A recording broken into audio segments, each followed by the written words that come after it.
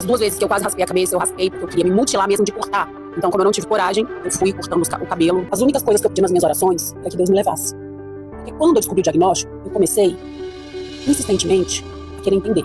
E quando eu via as coisas que eu via na internet, quando eu lia as coisas que eu lia na internet, eu vi que as chances de ser feliz de novo eram muito difíceis e raras.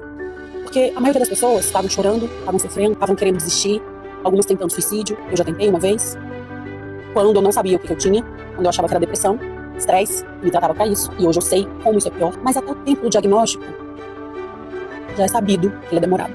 Então o que você pode fazer é não se entender, e ter paciência, e recomeçar todo dia. Não, eu não levantava da cama, eu só ia no CAPS, porque era o único lugar que eu me sentia à vontade pra falar, que eu via que tinha outras pessoas como eu. Era como se fosse o único lugar que eu encontrasse pessoas que iam me entender sem me julgar, sem me olhar torto. E aquilo me deixou muito longe do que eu achava que era ser feliz. Porque a referência que eu tinha era a vida que eu levei até hoje, aos meus 44 anos. Na época, 43. E eu via cada dia que passava, cada dia que em crise eu não tomava banho, cada dia que em crise eu não escovava os dentes, cada dia que em crise eu chorava compulsivamente, ou comia compulsivamente, tanto que eu engordei 14 quilos. Eu só tinha um pedido: Deus, por favor, me leva. Porque eu não tenho mais nada pra fazer aqui. 2 crises que eu tive, eu praticamente raspei meu cabelo, que na época tava aqui super comprido, eu era loirona e tal.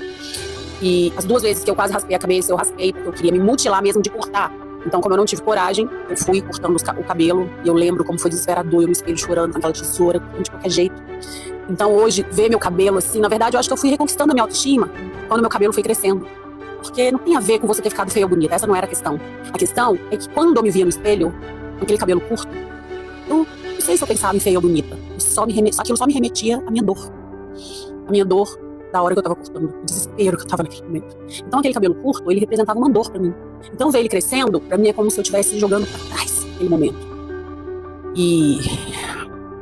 Então quando ele foi crescendo, eu fui voltando a querer me cuidar. Eu fui voltando a passar um creme no rosto. Eu passava todo dia? Não. Ah, não. Eu passava um dia, morria de preguiça. Um dia que eu tinha vontade de jogar os cremes no chão.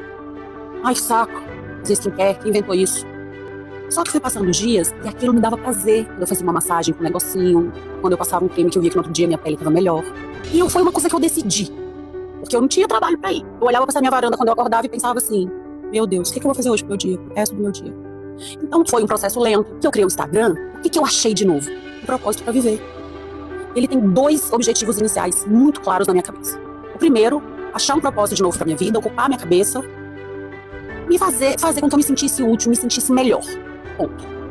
O segundo era, a longo prazo, ter voz para ajudar pessoas com isso.